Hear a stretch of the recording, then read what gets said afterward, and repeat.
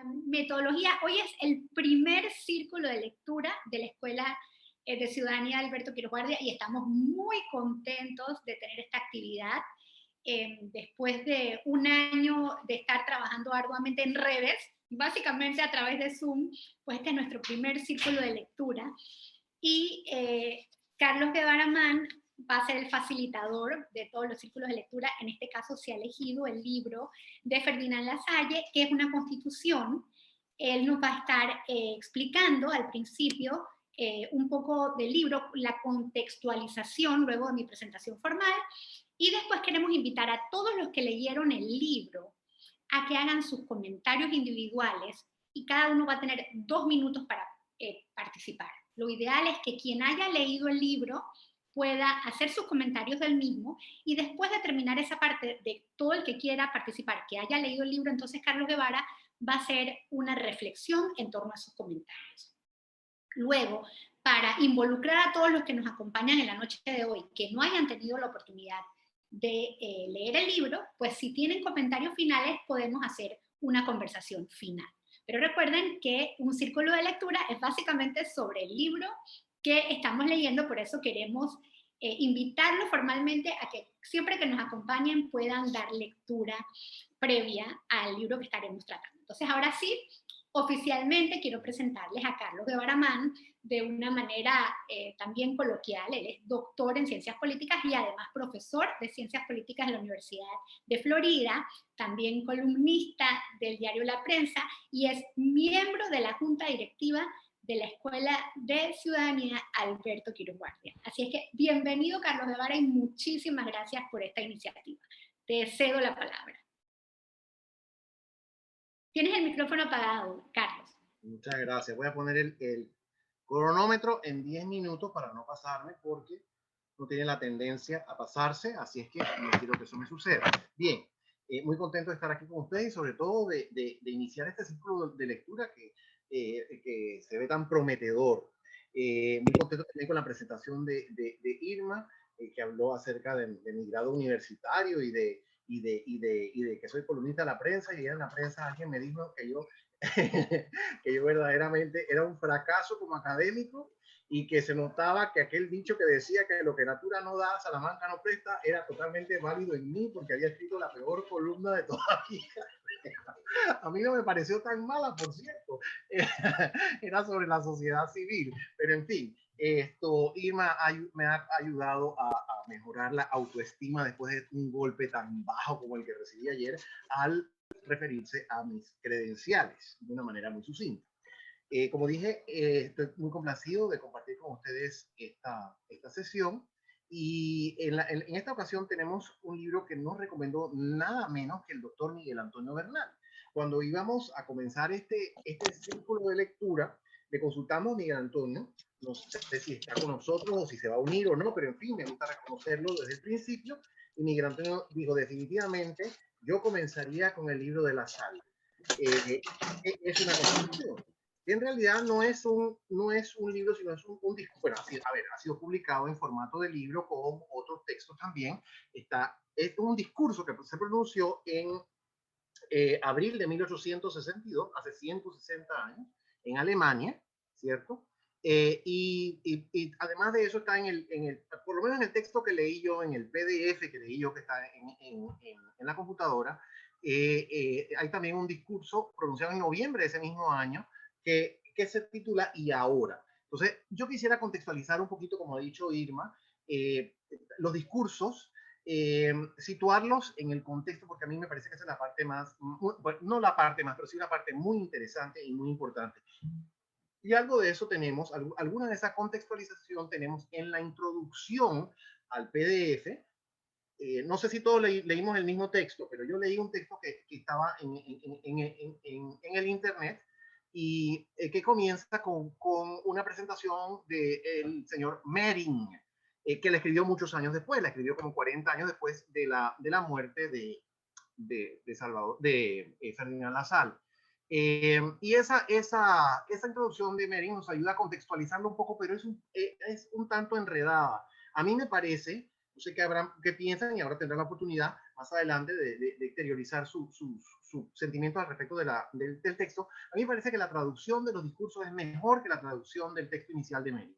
Ese texto es bastante enredado y si bien contribuye de alguna manera a situarnos en ese momento, no creo que hace una labor tan efectiva, así que yo quisiera brevemente hablar un poquito de eso. Bien, La Sal nace en 1825 en Breslavia. Breslavia queda hoy en Polonia, pero en aquel momento, en 1825, era parte del Reino de Prusia. Reino de Prusia, con una P al principio, que es distinto de Rusia.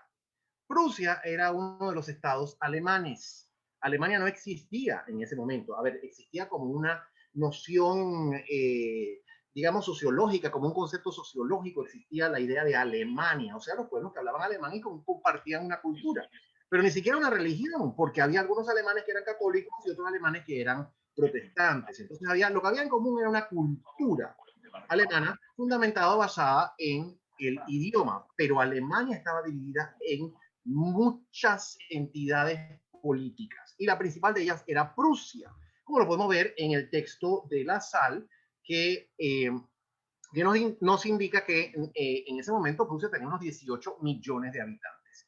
Pocos años después, esto es 1862, 8 años más tarde, 9 más bien, después de la guerra franco-prusiana de 1870, en 1871, el rey de Prusia, ese contra el cual se queja La Sal, que era Guillermo I, el rey de Prusia, es coronado en Versalles, en Francia, emperador de Alemania. Y allí es cuando comienza Alemania. Pero en este momento todavía no existe. Existe, como dije, una serie de principados, de reinos y de estados, el principal de los cuales es Prusia. Y Prusia en ese momento abarcaba parte de la actual Polonia. Todos estos son asuntos que valdría la pena comentar con un poquito más de detenimiento, pero no tenemos tanto tiempo. Bien, La Sal nació en el seno de una familia judía. Esto es súper interesante. Y su nombre era el apellido era Lasal. Y él se lo cambió a La Sal, primero que todo porque estaba muy habituado a la cultura francesa, muy interesado en la cultura francesa. Y en segundo lugar, según algunos de los textos que revisé, para de alguna manera apartarse de esa identidad judía, que eso no lo pude profundizar demasiado, pero quizás había allí algún elemento que le incomodaba o que le contrariaba. De todas maneras no le sirvió mucho porque siempre lo identificaron como judío. La Sal ha quedado en la historia como, en primer lugar, un intelectual de muy sólida categoría. La Sal estudió filosofía y otras materias afines en las universidades de Breslavia y Berlín, y posteriormente culminó estudios en París y quería enseñar en una universidad, quería ser filósofo. Quería ser profesor, pero eso como que no le resultó mucho. En vez de eso, lo que hizo, creo que hay una referencia a esto en la introducción, lo que hizo fue amistarse con una señora que se quería divorciar y que era muy rica, y la ayudó a divorciarse, y la señora le pasó una pensión por el resto de sus días, así que pudo vivir cómodamente gracias a la pensión de la señora, y dedicarse a promover el socialismo, porque esta es una interesante faceta o digamos incongruencia de la vida. Vivía como burgués, pero proponía el socialismo. Muy interesante, no es un caso aislado. La Sal se conoce como uno de los primeros voceros del socialismo y fundador del movimiento sindical alemán. Digamos que fue uno de los precursores del Partido Socialdemócrata Alemán, que todavía existe, el Partido Socialdemócrata Alemán, y que a principios del siglo XX sufrió una decisión. Hubo un grupo que se abocó al comunismo, al marxismo-leninismo, y otro que optó por la socialdemocracia. Y este Partido Socialdemócrata Alemán tiene sus orígenes en las actividades de La Sal. Bien, el contexto, como dije, el año que se publica esto es 1862, pero La Sal hace una referencia importante a 1848. ¿Y qué pasó en 1848? Bueno, 1848 fue como el equivalente de la primavera árabe. Todos nos acordamos de la primavera árabe hace unos años. Lo único que 1848 fue la primavera europea, pero de una forma verdaderamente impactante. Hubo revoluciones en Italia. El asunto comenzó en Sicilia y después se movió hacia el norte por Italia. En Roma destronaron al Papa, el Papa tuvo que salir huyendo. En Francia destronaron a la monarquía, se acabó la monarquía de los Borbones en ese momento, y hubo reverberaciones importantes en Austria y en Alemania, incluyendo a Prusia, y ahí tenemos una referencia importante. En Prusia hubo una revolución, pero la revolución fue desarticulada por la monarquía.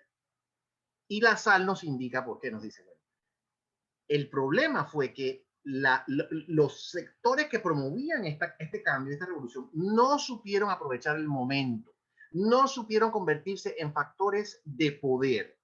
Y este es un aspecto importantísimo que atañe a la lectura a que nos hemos abocado hoy. Lassalle dice, una constitución es la ley fundamental del Estado. La ley fundamental, la ley principal, pero esa ley fundamental para que sea efectiva tiene que atender los factores reales de poder. Cuando la ley fundamental o la constitución no atiende los factores reales de poder, está condenada al fracaso. Y Lassalle, que es un asunto que me parece muy atinente a nuestra realidad panameña, Lassalle critica lo que sucedió en 1848. En 1848 teníamos el sartén por el mango y no lo supimos aprovechar. No supimos poner al rey en su lugar. No supimos tomar las medidas para supeditar al ejército a la autoridad civil. Está allí en el discurso de Lassalle, en el texto de Lassalle, porque él advertía el problema que constituye contra un gobierno popular un ejército todopoderoso y una monarquía absoluta. Entonces, yo diría que ese es el mensaje principal y voy a terminar aquí, Irma, porque me quedan 27 segundos. Hay muchísimas cosas más que anoté, cosas importantísimas y cosas significativas, pero yo quisiera dejarlo de este tamaño para permitir una mayor amplitud en la discusión. Para Lassalle, la Constitución debe responder a los factores reales de poder, no a factores ficticios. Cuando responde a factores ficticios, es un pseudo constitucionalismo que no tiene ninguna efectividad. Y los factores reales de poder pueden cambiar de un momento a otro. Es más, el principal elemento de poder, lo dice Lassalle, en un Estado es la nación. Dice Lassalle, el poder que descansa en la nación es el más fuerte, pero no está organizado. Es un poder inorgánico frente al poder del ejército, que es minoritario porque el ejército está compuesto por menos individuos que la nación. Sin embargo, es un poder organizado, es un poder efectivo, es un poder orgánico. Y recuerden ustedes que Lassalle reflexionaba en el ejército prusiano, que tenía fama en ese momento y la siguió teniendo, lo mismo que el ejército alemán, fama de una gran efectividad y de una gran coherencia.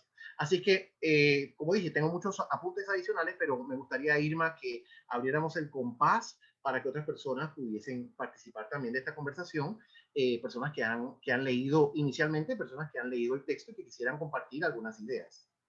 Claro que sí, Carlos. Quiero invitarlos a escribir en el chat, a levantar la mano y a participar. Yo sé que muchos de ustedes han leído ya la obra y esto va a ser como una clase de a dedo y yo quería invitar a Lina que empezara con sus reflexiones, Lina Quiroz, si nos estás escuchando, Lina Raquel, porque ella ayer me comentaba del libro y me pareció interesantísimo las cosas que me comentaba. Entonces, Lina, tienes 2 minutos para compartirnos tu experiencia del libro. Irma, eres de lo peor, eres una dictadora. Ella es como Federico Guillermo. Es de lo peor. Bueno, yo voy a empezar con una pregunta y después digo lo que siento. Mi pregunta era, ¿cómo garantizo la vida de una constitución si los factores de poder pueden variar? Y dependiendo de los factores de poder, es que se puede redactar una constitución para que sea válida. Porque yo lo que le comentaba a Irma ayer era que, quizá esto no se lo dije, pero yo creo que primero hay que educar, primero hay que meterle en la cabeza a los políticos que cuando van a redactar una constitución o cuando el país va a, no es los políticos, lo tiene que redactar el pueblo, pero cuando se va a hacer una constitución, tienen que tomarse en cuenta todos los factores, porque si los dejas por fuera, la constitución no va a ser válida porque no la van a respetar. Entonces, eso era lo que yo te comentaba ayer. pero que otros hablen, no quiero hablar yo solita. Gracias, Lina Raquel. Bueno, yo creo que es una pregunta que ya podría contestar Carlos, porque nadie ha levantado la mano, pero por favor, siéntanse cómodos también de ser voluntarios, para que esto no sea una dictadura, no somos una monarquía. Carlos, ¿le quieres contestar a Lina? Bueno, yo había pensado que podíamos recoger más preguntas, pero si quieres digo, no contestar, sino porque yo no sé cuál es la respuesta. Yo puedo decir lo que se me ocurre a mí. Yo creo que la pregunta es interesantísima y la recalco. ¿Cómo garantizamos la vida de una constitución si esa vida depende de los factores de poder y los factores de poder cambian? Yo le daría un poquito la vuelta a la pregunta de Lina y yo diría que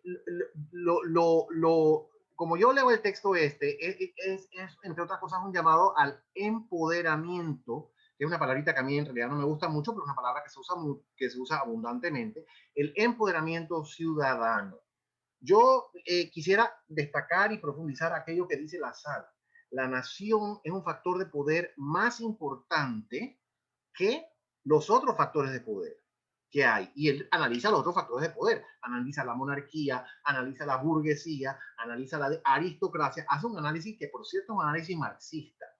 Un análisis marxista muy interesante y muy parecido al que hace el propio Marx en una obra también interesantísima que se llama El 18 Brumario de Luis Napoleón, que es un análisis de los cambios en Francia a partir de la revolución esta de 1948. Entonces él analiza los distintos, me refiero al azar, los distintos factores de poder. Pero dice, el factor de poder más importante es la nación. Yo entiendo eso, Lina, como la ciudadanía, la colectividad. Ese es el factor de poder más importante. Ese es el factor de poder que tiene que hacer valer su poder, que tiene que organizarse. Yo entiendo el texto de él como un llamado a la organización, que era una de las banderas, era una de las banderas de los grupos socialistas en aquella época, la organización, la adquisición de una conciencia, que es un poco lo que has dicho tú también. Lo que has dicho tú también, que hay que adquirir que hay que crear una conciencia. Entonces, eso es como lo veo yo. Entonces, me parece que la pregunta tuya o la inquietud tuya se resuelve a partir de esta otra que va primero, que es el afianzamiento de ese factor de poder que es la ciudadanía, o el afianzamiento de ese factor de poder que es la nación. Así es como lo veo yo.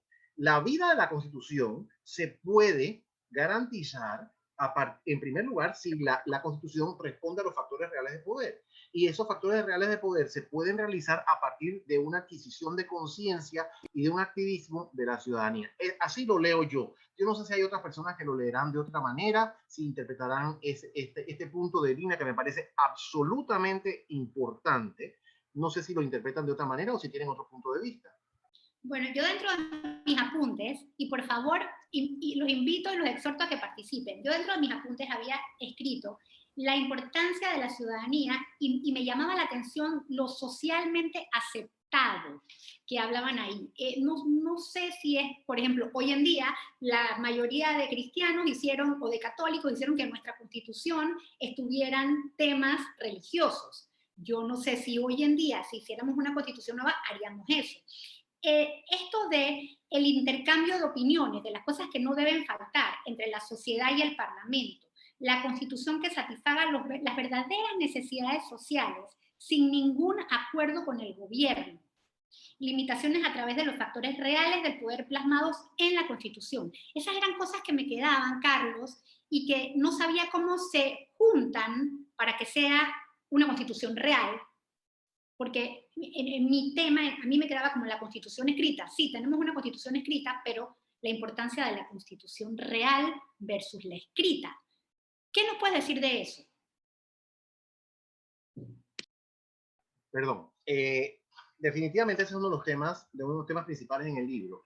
En el discurso, y la SAL dice, bueno, cuando la Constitución escrita no coincide con la real, entonces la Constitución escrita está destinada al fracaso. Ya sea que sea nada más una hoja de papel que no tenga ninguna validez o que eventualmente sea derrocada, ¿no? Entonces, eso es importante. Hay otro aspecto que es importante. Hemos hablado de ciudadanía. Irma y yo hemos hablado de ciudadanía. Me parece que Lina no mencionó ese punto. Este es un asunto importante tomando en cuenta el contexto de la época. En aquella época, en Prusia, en 1862, la ciudadanía era mucho más restringida. De partida no estaban incluidas las mujeres. de partido. Entonces, y ya ven ustedes, porque él explica ahí cómo es el sistema electoral. Para la Cámara Baja había dos cámaras en la dieta o en el Parlamento, como fuera que se llamara, la Cámara representativa o el órgano representativo, y una no era elegible, una era hereditaria, en parte hereditaria, y la nombraba el rey, y la otra sí era elegible, pero había categorías de ciudadanos, o sea, había distintas, no había una igualdad ciudadana. Entonces, la noción de ciudadanía era muy diferente, era muy distinta a la que tenemos hoy. La otra cosa que yo le diría a Irma es que a mí me parece que el texto es un texto brillante. Los dos discursos me parece que son unos discursos brillantes, pero también considero, y yo creo que esto no podemos dejar de lado, que son textos muy teóricos.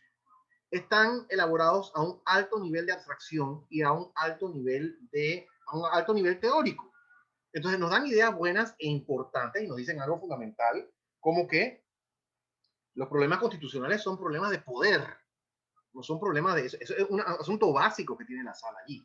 Es un problema de poder, no es un problema de legalismo ni de jurisprudencia, sino de poder. Sin embargo, yo creo que al texto le faltaría aterrizar un poco para que fuese un poco algo más comprensible. Tenemos, por supuesto, el problema de la distancia en el tiempo, el problema de la traducción, que esto viene traducido del alemán de aquella época, pero también creo yo que es un poco abstracto. Entonces nos quedan preguntas como la de Lina y la de Irma. ¿Cómo aterrizamos este asunto? ¿Cómo podemos lograr esa efectividad? Y una cosa que a mí me preocupa, no sé a ustedes, pero algo que a mí me preocupa es aquello de los factores reales de poder. Porque yo siempre que leo un texto me trato de situar en mi propia realidad y digo, bueno, ¿cómo ilumina este texto mi realidad? Entonces, si nosotros nos ponemos a ver aquí cuáles son los factores reales de poder en nuestro país, yo creo que podríamos hacer un análisis parecido al de la sal, ¿verdad? Podríamos decir, bueno, aquí no hay una monarquía, aunque hay gente que tiene pretensiones monárquicas, no cabe la menor duda, de calle arriba o de calle abajo, ¿verdad? Hay gente que tiene ínfulas de aristócratas, aunque no lo son. Hay gente que tiene grandes capitales, hay un grupo de grandes capitalistas que quieren que la política se conduzca hacia la realización de sus fines, y hay otros sectores también que ejercen algún tipo de poder. A mí hay un asunto que la sala me ayudó a volver a reflexionar mucho sobre este asunto, y es sobre el ejército. La importancia que la sala le da al ejército es algo que es atinente a nosotros en Panamá, porque aquí a pesar de que la Constitución dice Panamá no tendrá ejército, aquí se ha creado un ejército. Entonces, y ese ejército, la sal dice, se debía aprovechar la revolución en 1948 para supeditar al ejército al poder civil. Es una de las cosas que dice, para evitar que el ejército continuase siendo un factor autónomo de poder. Y esa es una de las cosas uno de los problemas que tenemos en nuestro país, un problema serio que tenemos en nuestro país. Carlos, Chichi Reynolds levantó la mano y después Juan Diego Correa. Chichi, adelante.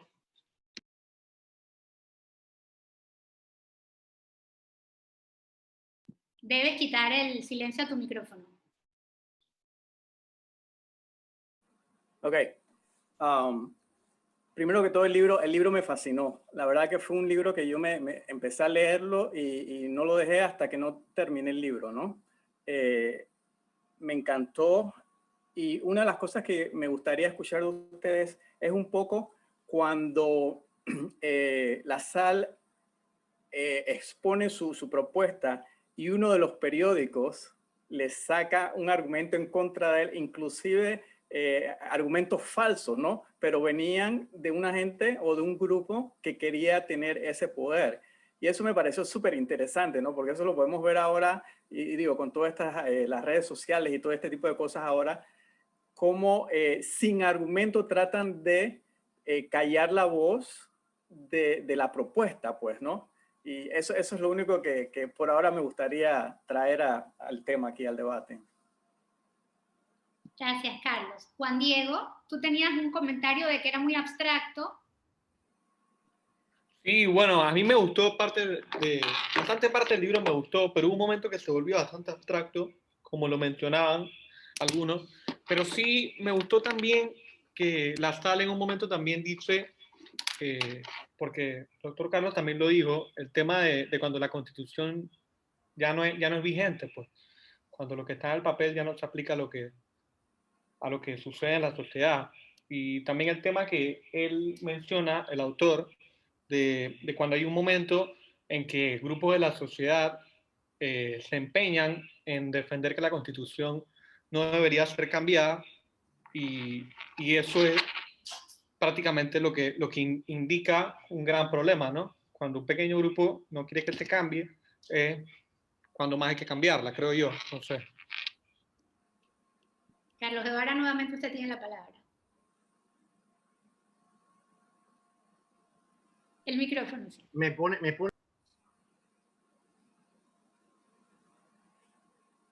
No te escuchamos, Carlos. Ahora sí, me pone a mí a trabajar.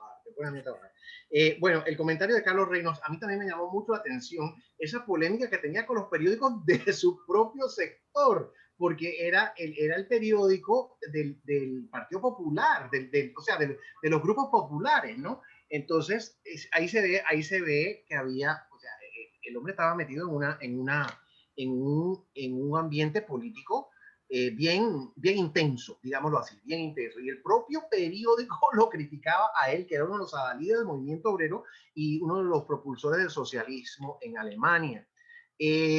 Al mismo tiempo hay una cosa interesantísima de La Salle, y era que él conversaba con Bismarck. ¿Y quién era Bismarck?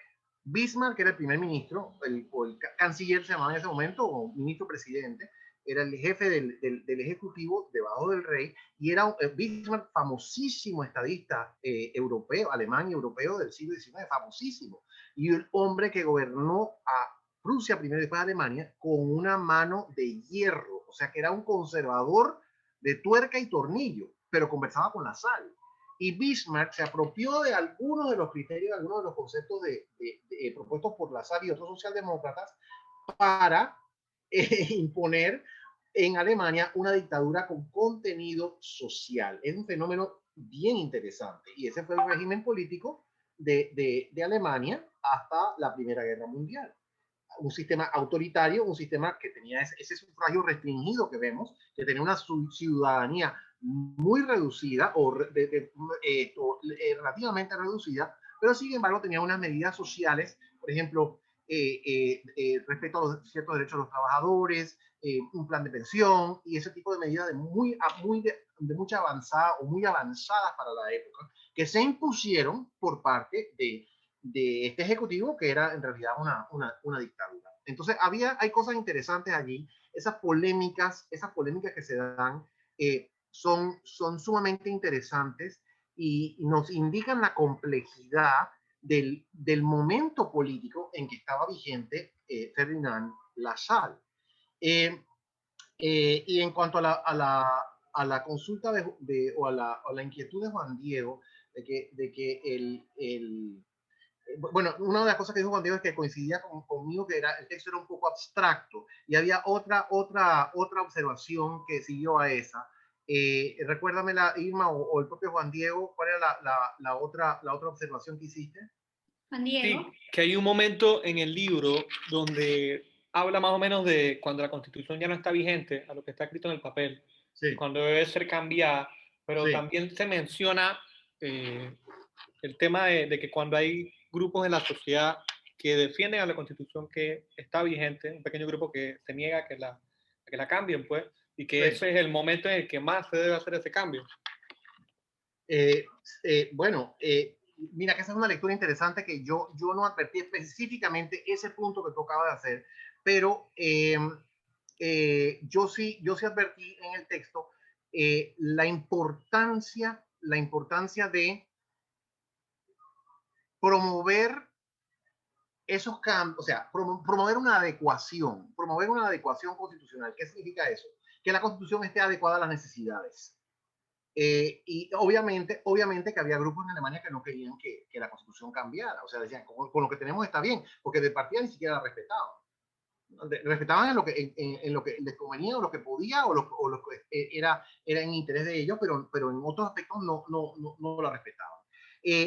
y al respecto de ese punto que acaba de señalar Juan Diego, de los cambios, cuando hay quienes quieren preservar el status quo, es cuando hay que impulsar los cambios. Respecto de ese punto, yo tuve una reflexión interesante, bueno, interesante para mí por lo menos, al respecto de nuestra situación en Panamá.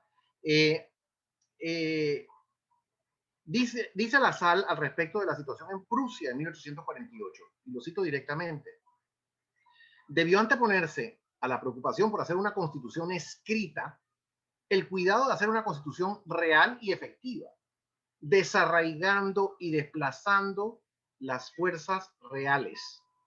Aquel momento debió aprovecharse para transformar el poder organizado del ejército radicalmente, para que no volviera a ser un simple instrumento de fuerza en manos del rey contra la nación.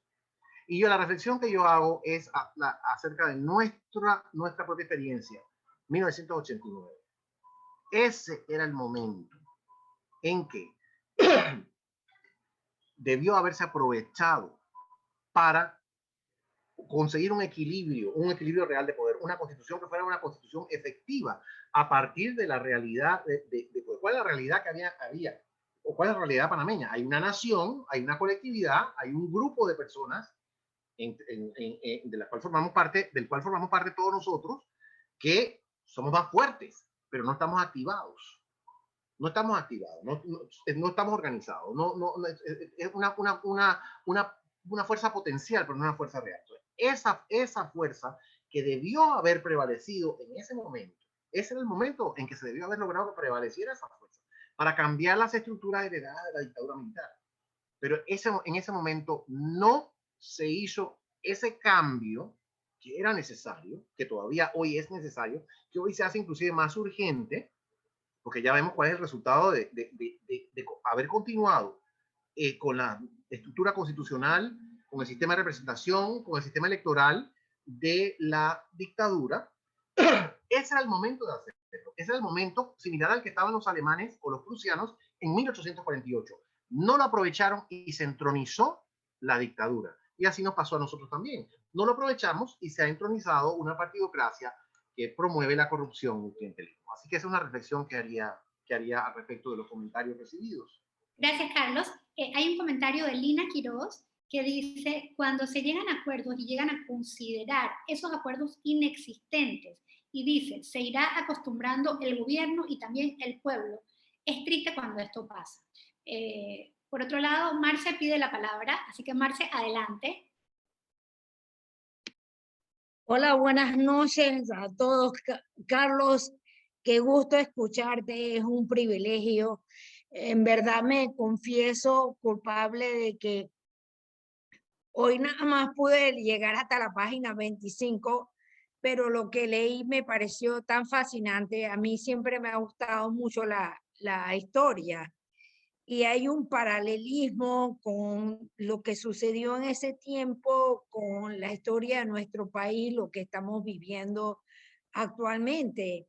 Hace un par de semanas, no sé si ustedes escucharon a una experta panelista que habló en una ponencia en el Club Kiwanis, que estuvo muy asistida por la membresía de los Kiwanis. Pero a mí lo que me llamó la atención, que era un grupo profesional elevado de Panamá, que estaban entre los cuestionamientos que hacían, era como esperando que aquí en Panamá surgiese un Mesías, lo que ya hemos hablado aquí, ¿por qué los cambios no se dan? ¿Por qué cuesta tanto para que en Panamá logremos llegar a una meta concreta de esto? Y entonces ella decía que no teníamos una sociedad coherente, que era la diferencia de lo que había sucedido en los 80s, cuando tuvimos el movimiento civilista. Ahora cada uno tiene como intereses personales, su propia agenda individual, empresarial, o la gente a nivel, como que la ciudadanía no tuviese que ver con el individuo, con el ser, sino que cuestionaban como qué hace falta, como si eso fuese la tarea de otros y no la tarea de cada uno de nosotros, que somos los ciudadanos. Me sorprendió que del grupo tan amplio que había ahí, hace falta como sensibilizar a la población, y no estamos hablando de la población básica de Panamá, la que tiene menos oportunidades de educación, etcétera, sino hasta los altos niveles, porque la gente no conecta que la ciudadanía tiene que ver con uno, con tu responsabilidad individual. Están esperando que los cambios sucedan, como que va a venir un genio mágico con una lamparita que vas a frotar y todo va a suceder. Y lo que decía Lázaro sobre los poderes, ahora mismo quienes tienen la sartén en el mango no están dispuestos a soltarla. Y es una pandilla de corruptos. No sé cómo vamos a hacer, Carlos, de verdad, pero vamos a seguir. Gracias, Marcela. Juan Diego anota, claro, la SAL se refirió al tema de un pequeño grupo organizado con el poder contra un grupo mayoritario, pero desorganizado, que está destinado a fracasar. Y justo yo digo, sí, él decía, ejército igual organizado, pueblo desorganizado. Y eso es lo que nos está pasando en este momento. Carlos. Bueno, yo diría, Irma, que sería interesante escuchar lo que señalan otras personas, porque seguramente quienes han tenido la oportunidad de leer el libro tienen también inquietudes o tienen pensamientos al respecto de lo que han leído. Sería interesante que exteriorizaran, ¿no? Que no fuera nada más. Lina ¿Sí? levantó la mano. Sí. Yo trato de pasarte la palabra de vuelta porque si nadie me hace preguntas, no quiero que nos quedemos en el aire. Es nuestro primer círculo de lectura, así que por favor, atrévanse, levanten la mano, participen. Y si no terminaron de leer el libro o no lo han podido leer, sin pena también, si tienen algún comentario, háganlo en este momento. Lina Raquel, adelante. Bueno, lo que iba a decir tiene que ver con mi experiencia en Venezuela y de lo que acaba de poner, que pusiste tú, de ejército organizado, pueblo desorganizado. A veces no necesariamente el pueblo está del todo desorganizado, sino que el ejército es tan poderoso que por más que salgan miles de personas, y no nada más un día, sino meses seguidos, cosa que viví, no se logra nada porque la fuerza es mayor que toda ese poder ciudadano, por decirlo de alguna manera. Entonces, eso pasa en muchos países. Así es. No sé quién más quiere hacer un comentario, quieren levantar la mano, participar, quienes hayan leído el libro y quieran hacer algún comentario, o quienes no, siéntanse en la confianza de comentarnos. Yo quisiera decir algo mientras los demás se animan, y me refiero al comentario de Marcela y también a lo que ha dicho Lina, pero hago referencia a lo que mencionó Marcela antes. ¿Qué hace falta? Bueno, aquí lo estamos viendo, hace falta que la gente se atreva, hace falta que la gente participe. En grupos como estos y en grupos más amplios, evidentemente, muchas veces estamos esperando que otro haga, que otro tenga la iniciativa, que otro hable, que yo voy a asistir pasivamente, que yo voy a escuchar pasivamente, o como dice Marcela, que venga alguien y nos resuelve el problema. Hay veces que hay factores de poder que son muy fuertes. No desdeño para nada el comentario de Lina. Yo creo que es importante. Y a mí me parece que los panameños pudimos ver algo de eso en la lucha civilista de los años 80. Ahí nos enfrentamos, yo diría que una mayoría, bueno, a partir de los resultados electorales, yo creo que podríamos decir que fue una mayoría de los panameños la que se oponía a la dictadura militar, una inmensa mayoría de los panameños que se oponía a la dictadura militar, y un número muy importante de panameños que llevábamos a cabo acciones de protesta contra el régimen, pero no íbamos a tumbar a un gobierno con banderitas blancas. Lo mismo que en Venezuela, no iban a tumbar a una narcodictadura ya en ese momento no se podía hacer. Y con eso vuelvo al comentario de la SAL, que me parece muy importante. Hay que aprovechar el momento. El momento en Prusia digamos, una democratización, porque yo creo que a lo que a él le preocupaba, a él le gustaba la democracia. Yo pienso que él, aunque no menciona la palabra, o si la menciona muy poco, pero yo sí creo que él lo que buscaba era un régimen democrático, un sistema democrático. Quizás un régimen democrático eventualmente como trampolín para establecer un sistema de obreros, de un predominio del sector laboral. Esa parte no la sé, pero evidentemente sí quería que hubiese un sistema, no estaba de acuerdo con ese sistema autoritario que tenían en Prusia. Entonces, la gran lamentación de Lassalle, que lo escuchamos una y otra vez, es perdimos la oportunidad en 1848 de agarrar el sartén por el mango. Entonces yo siento que aquí nosotros perdimos la oportunidad en 1989 y siento que la hemos perdido en otros momentos. Si yo reflexiono un poquito más atrás en la historia de Panamá, obviamente que estas son cosas que ya pasaron y nosotros tenemos que ser conscientes de lo que ocurrió antes, pero reflexionar sobre nuestra realidad actual a partir de lo que sucedió antes.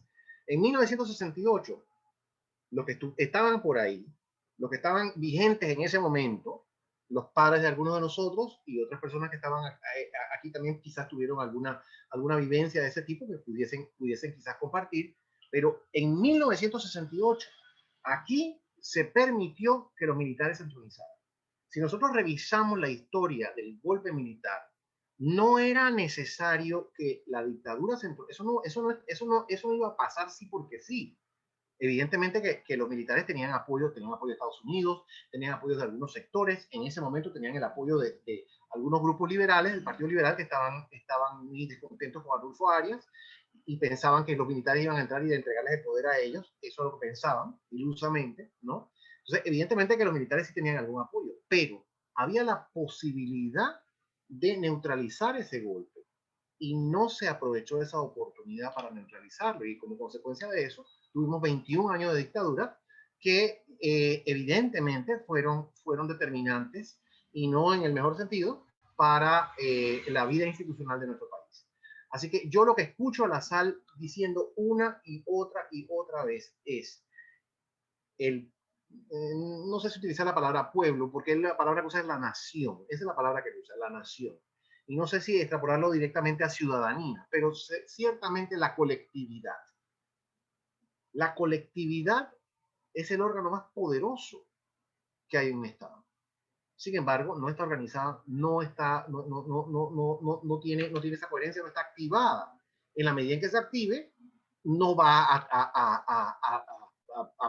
tener que supeditarse a ningún otro órgano de poder, porque los otros órganos de poder no van a tener tanta capacidad como la tiene una colectividad organizada, pero eso es lo que hace falta. Y Marcela pregunta, bueno, ¿y qué es lo que pasa? Y bueno, yo creo que hay que llevar acciones como la que estamos tratando de promover en la Escuela de Ciudadanía, acciones de formación. La gente debe adquirir conciencia. ¿Y cómo se hace eso? Se hace a partir de la lectura, se hace a partir de la discusión, de la conversación, del diálogo, del debate, este tipo de actividades que están muy, muy descuidadas en Panamá.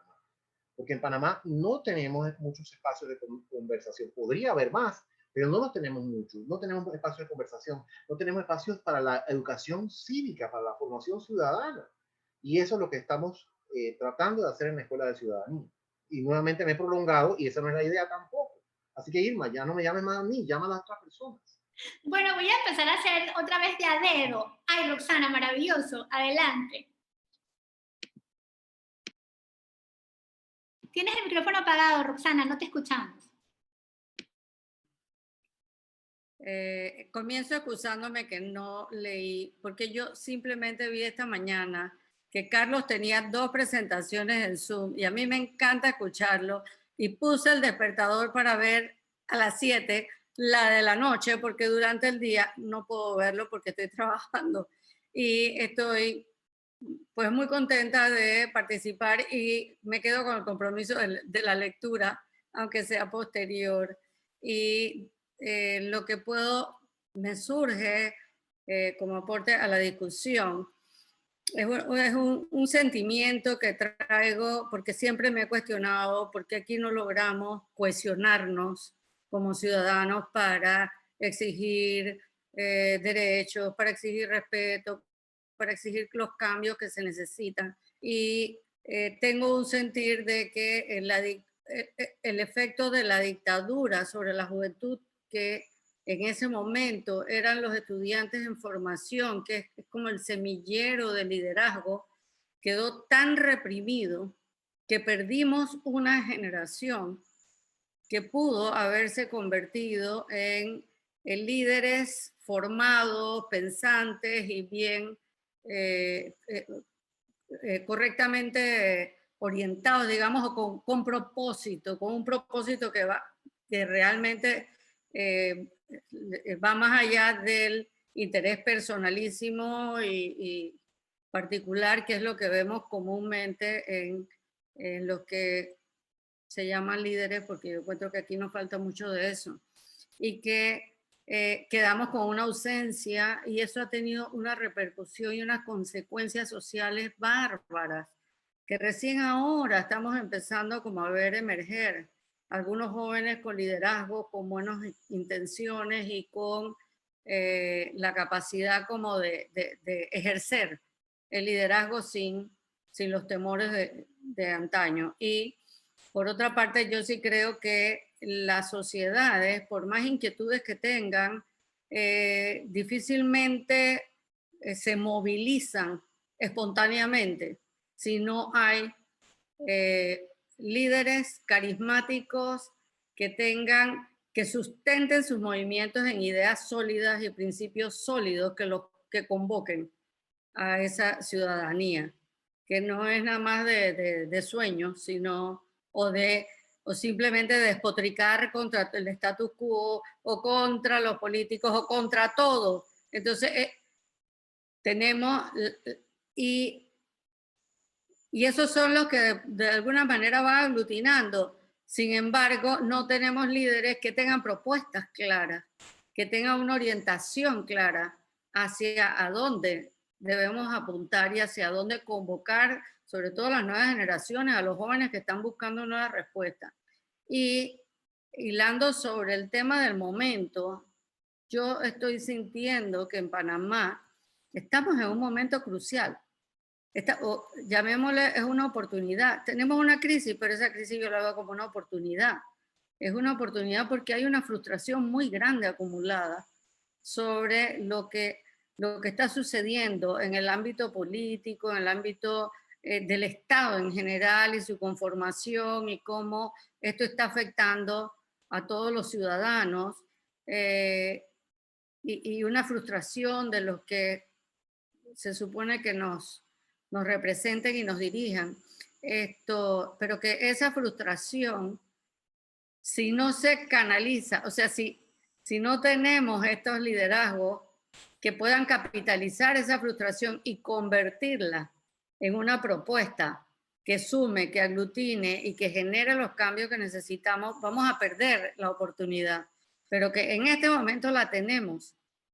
En este momento la tenemos y ojalá podamos como tener, yo quisiera como que podamos tener como un movimiento de identificar esas capacidades y empezar a apoyarlos, más allá de un movimiento partidista, un movimiento realmente cívico.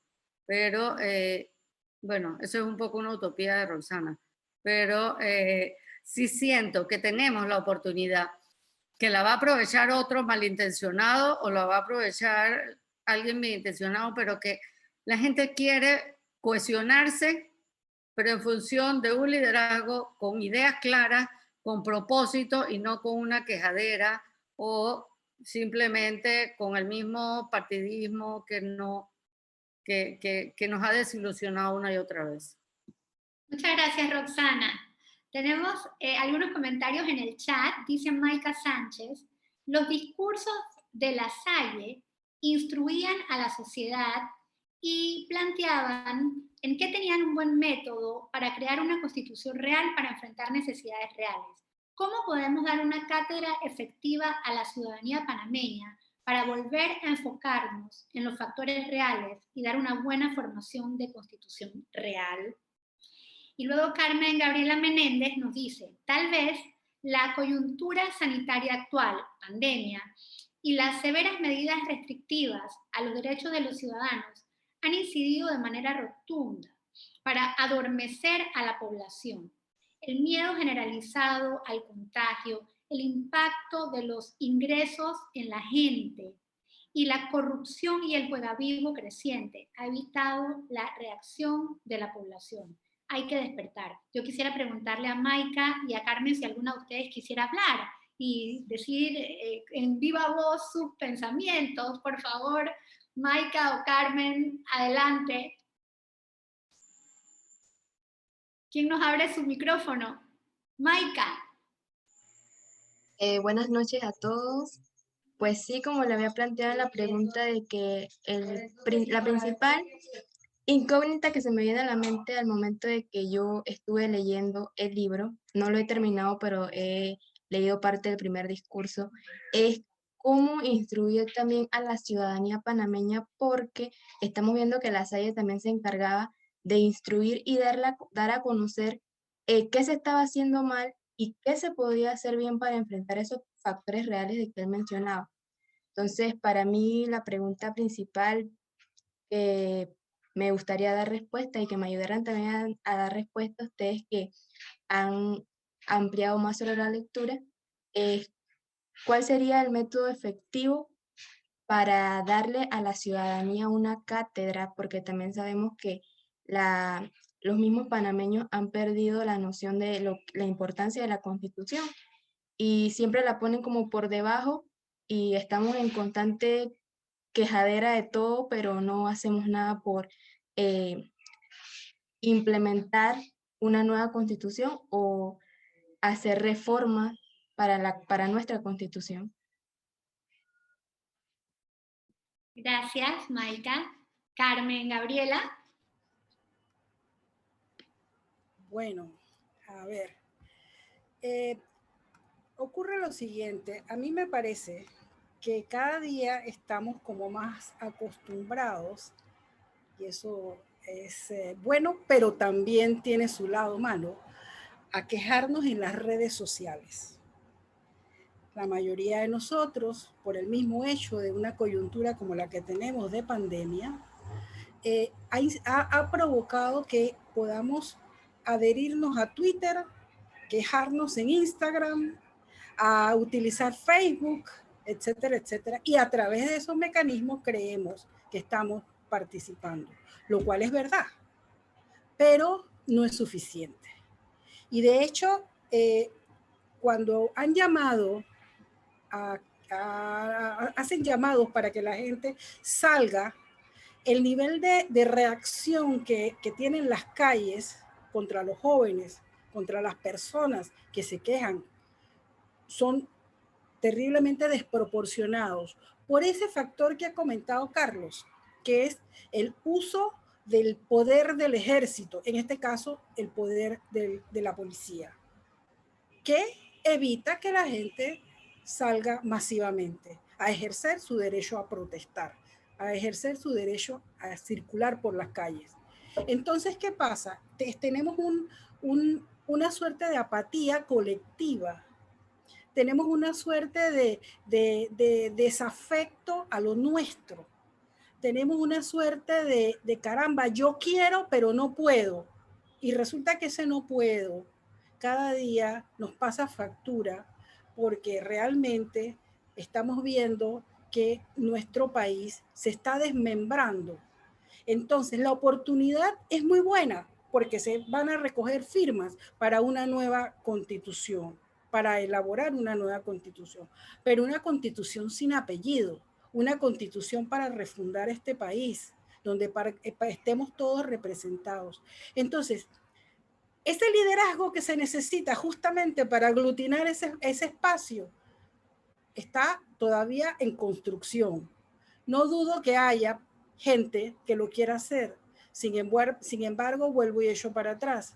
El miedo al contagio, la falta de acciones concretas, los intereses individuales, la ausencia de esa certeza del castigo, factores como la corrupción, la falta de trabajo, mucha gente sin plata.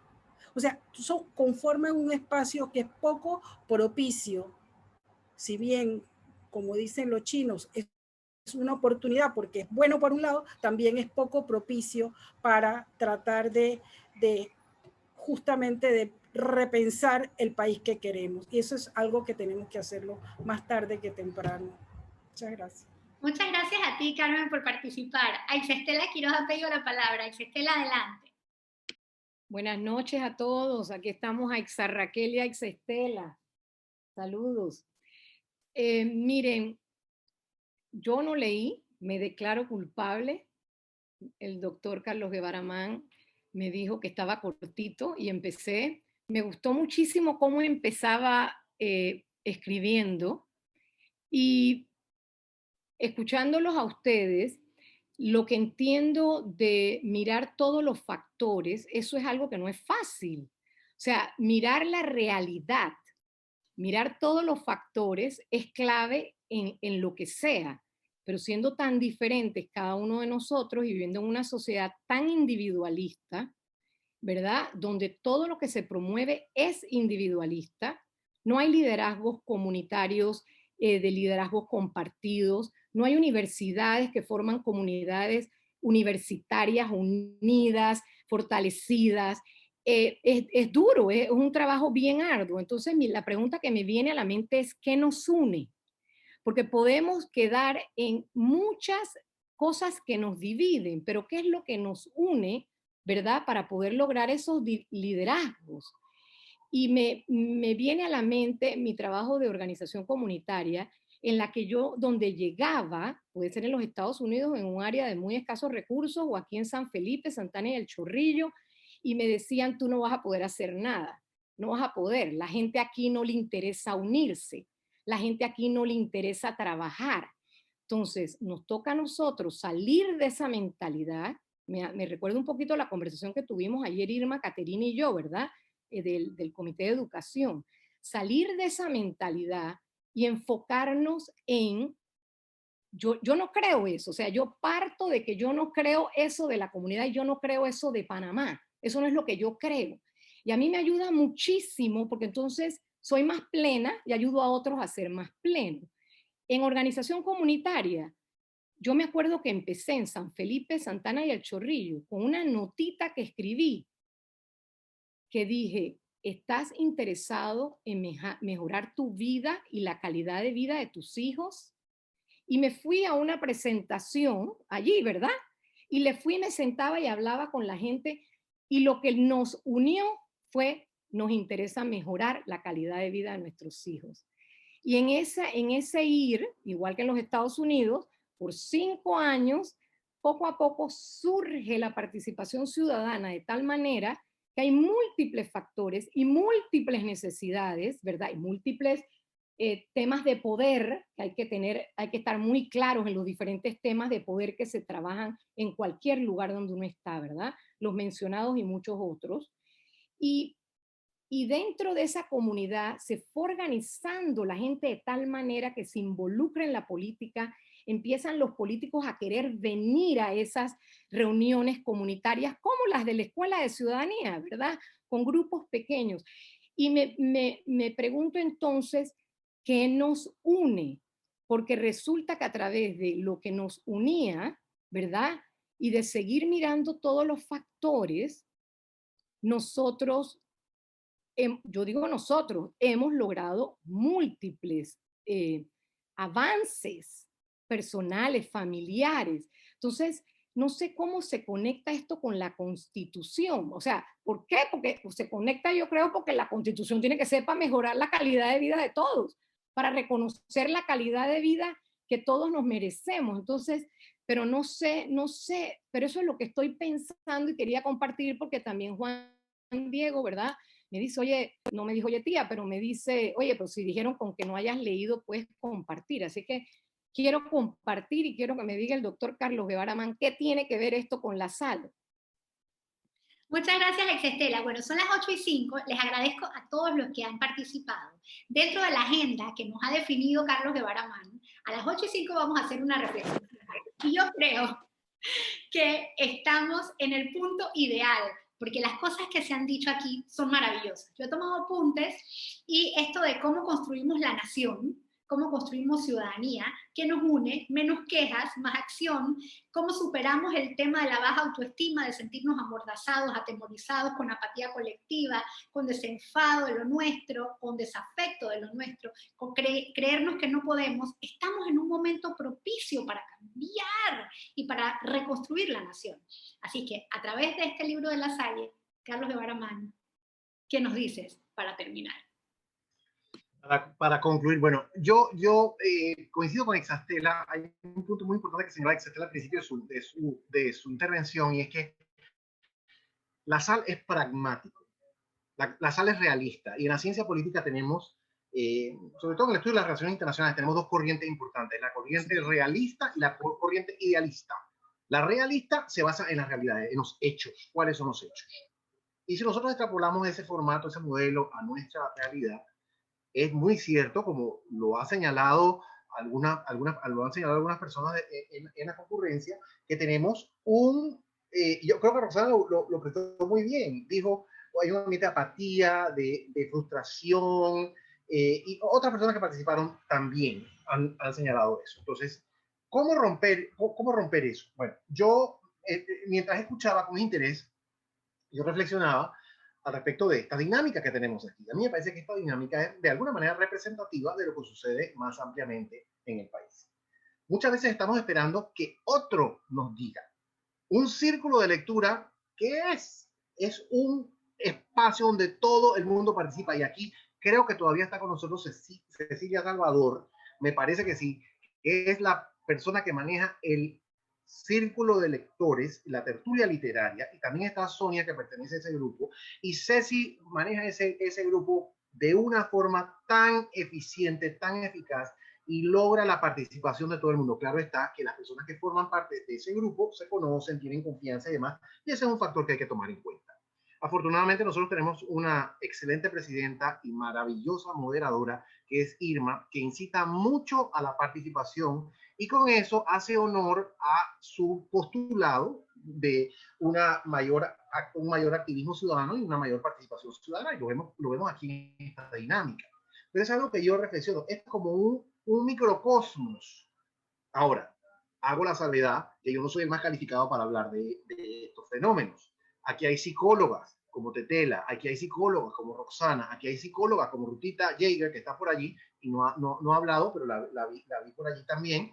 Hay psicólogas que están más calificadas que yo para hablar acerca de qué es lo que le ocurre al individuo. Yo puedo hablar de las estructuras, de las instituciones, de los sistemas políticos y demás, y esos temas me apasionan y me encantan, pero ¿qué ocurre al nivel del individuo y por qué tenemos apatía, por qué tenemos temor, por qué tenemos frustración y esas cosas? Pues eso pertenece más al ámbito de la psicología. Yo lo que diría es lo siguiente: aquí podemos ver eso, aquí podemos ver que estamos esperando que otro nos responda, estamos esperando que otro nos conteste, estamos esperando que otro nos diga, pero este es un espacio ciudadano y aquí todo el mundo está llamado a participar, y yo creo que eso debe ser lo que nos inspire, no solamente para participar en grupos como este, sino para más ampliamente tratar de ir mejorando las condiciones ciudadanas de nuestro país, porque tenemos un déficit de ciudadanía y tenemos un déficit cívico muy importante. El otro aspecto es el aspecto de la formación. Y como bien se ha dicho, la primera vez que nos reunimos, algunas personas solamente se enteraron hoy de que había esta reunión y se han unido a nosotros, que me parece maravilloso que lo hagan. Pero la parte de la formación es importante. Si verdaderamente estamos interesados en mejorar nuestra condición de ciudadanos, debemos preocuparnos por la formación. Y hay algunos que participan, que tienen un nivel educativo más adelantado, otros que no tienen tanto nivel educativo, pero eso no significa que todos somos ciudadanos. Eso es lo hermoso de la ciudadanía. Ese es un ámbito en el cual todos somos iguales. El que más tiene es lo mismo, es igualmente ciudadano que el que menos tiene. El hombre igualmente ciudadano que la mujer. Es un avance importante que tenemos hoy al respecto de la situación que tenía la SAL en su momento. El rico es igualmente ciudadano que el pobre. Entonces, todo el mundo tiene esa misma condición de ciudadano. Eso es lo que nos iguala a todos. Y todos tenemos ese derecho y esa obligación de participar. y el derecho y la obligación de formarnos. Y así tenga uno un nivel educativo avanzado, con toda modestia lo digo, yo quizás tengo un nivel un poquito más avanzado, yo me dedico a eso, así que más vale que tenga un nivel más avanzado, si no imagínense qué clase de profesor sería, ¿no? Pero yo me admiro cada vez que leo algo o releo, como en el caso de hoy, las cosas que aprendo. Entonces, esa formación, eso es algo que los panameños hemos descuidado. Y lo digo con toda sinceridad. A mí me parece que yo me preocupo muchísimo por el estado catastrófico del sistema educativo. Me preocupa muchísimo. Aquí está presente mi querida amiga Rutita Jaeger, que es psicóloga y que trabaja en el sistema educativo nacional, y con ella he tenido muchas conversaciones sobre este tema. Me preocupa enormemente. Entonces, yo creo que debemos procurar crear y promover espacios de formación y de participación. Y los espacios, la Escuela Ciudadanía los provee y otras iniciativas los proveen, pero el asunto comienza por nosotros mismos, de querer formarnos y de querer participar, para no incurrir en lo que dijo, me parece que fue Roxana y también lo dijo Marcelo, no incurrir en la quejadera, ¿sabes? En quedarnos en la quejadera, es que nadie participa, es que todo el mundo está achantado esperando que venga otro y que resuelva, que venga otro y que con su varita mágica y demás. Entonces, esas son reflexiones que me han suscitado este ejercicio. Y la otra observación que les va a encantar a las damas de este grupo es que tenemos una mayoría de mujeres. ¿Qué nos dice eso, Carlos Reynolds? Tenemos una mayoría de mujeres en la sesión de hoy. Y a mí me parece que eso es significativo. No he terminado todavía de decodificarlo, pero me parece que es una observación interesante. Así es que a Ixastela aplaude porque ella está contenta con esa realidad, ese cambio en el equilibrio de poder le complace a Ixastela. Así es que yo me congratulo con ella y con los demás que hemos asistido hoy a esta sesión, y espero que haya sido productiva, provechosa para todos. Para mí la lectura, lo recapitulo y lo reitero, la lectura en general es una experiencia maravillosa. Y la lectura de este texto, que una vez más lo menciono, nos recomendó el doctor Miguel Antonio Bernal, este texto para mí ha sido verdaderamente fascinante y revelador. Encontrarme nuevamente con La Sal ha sido muy gratificante. Así que yo le agradezco a mi muy querida presidenta, Irma Teresita Quiroz, que haya moderado tan eficientemente esta sesión, y me encanta que la Escuela de Ciudadanía tenga la capacidad de proveer estos espacios que espero que sigan sucediendo y redundando en beneficio de todos. Muchas gracias, Carlos. Y bueno, quiero aprovechar para invitar a todos los que han venido por primera vez hoy. El Círculo de Lectura es primera vez que lo hacemos, pero la Escuela de Ciudadanía se reúne desde 2014. Y pues Carlos Guevara Mann está en la Junta Directiva de la Escuela de Ciudadanía desde el año pasado. Para nosotros es un honor, y él fue quien nos dio esta iniciativa de hacer Círculo de Lectura, pero están cordialmente invitadas e invitados a sumarse. Pueden buscarnos en nuestra página web, edcpanamá.com. Ahí van a encontrar un formulario de membresía, nuestro código de ética, van a encontrar también los estatutos de la Escuela de Ciudadanía, y nos encantaría que se sumen, que nos den sugerencias, que participen, que nos acompañen.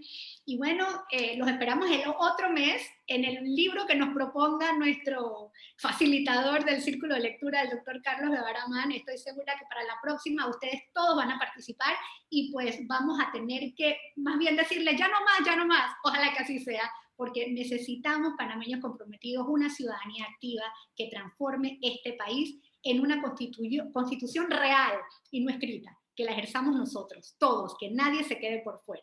Muchas gracias y buenas noches. Oye, Carlos y Irma, muchas gracias. Siendo las 8:14 de hoy, jueves 29 de abril del 2021, damos finalizado al Círculo de Lectura de la Escuela de Ciudadanía. Muchas gracias a todos y todas por participar. Muchas gracias.